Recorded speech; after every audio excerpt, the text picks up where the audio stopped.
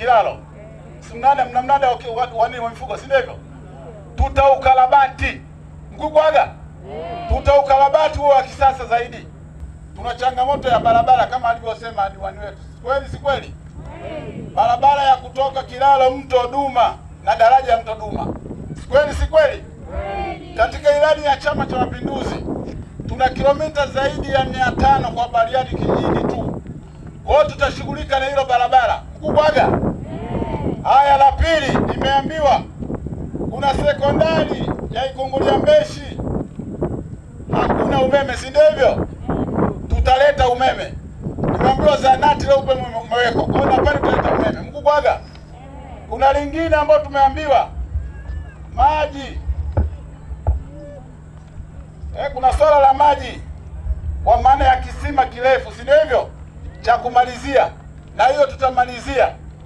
Lakini kuna lingine, upungufu wa nyumba za walimu Duma pamoja na madarasa.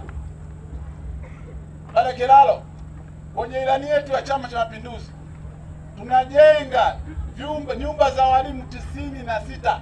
Nyumba zinga 96 kwa jimbo letu la Bariadi kijijini. Kwa hiyo mimi kazi yangu na Zabloni kama diwani, tukikaa kwenye baraza letu la madiwani, na mimi kwa mujibu wa sheria na kuwa diwani, tunapanga katika kata zetu ni kata ipi ina upungufu wa nyumba za walimu. Kwa hiyo tutawaletea nyumba za walimu. Tutaleta nini? Nyumba za walimu. Hao ni watoto wetu. Lakini kuna jambo lingine ambalo nimeambiwa hapa ni shida.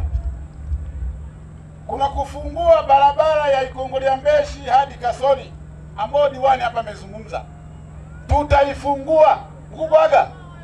Tutaifungua hiyo barabara ipitike. Na hapo Gahe nao tutashughulika nako.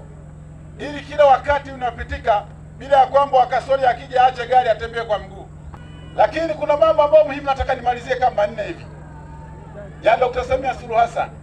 Kwa nini ukiacha yale aliyoyafanya Dr. Samia Suluhu Hassan? Mmezungumzia maji, mmezungumzia shule, mmezungumzia zahanati, mmezungumzia umeme. Na najua umeme tunataka tuupeleke kwenye vitongoji, tutaupeleka kwenye vitongoji.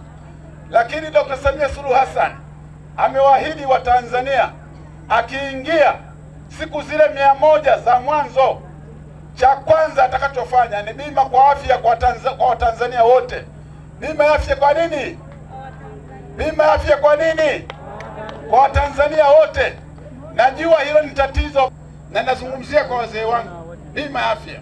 Kwamba sasa badala ya kwenda kwamba unachukua mapesa ukatibiwe, unatoa kipande kama kile cha kupigia kula, bima ile unatibiwa. Hapo vipi? Hizo ni siku 100 za Dr. Samia Suluhu Hassan. Mkishampa kula siku 100 atahakikisha bima ya afya kwa Watanzania wote. Lakini tutaanza na kina mama wazito, mama wajawazito, lakini wazee, Mkubwaga, na watoto, na baadaye tutaenda katika magrupu yote nchi nzima.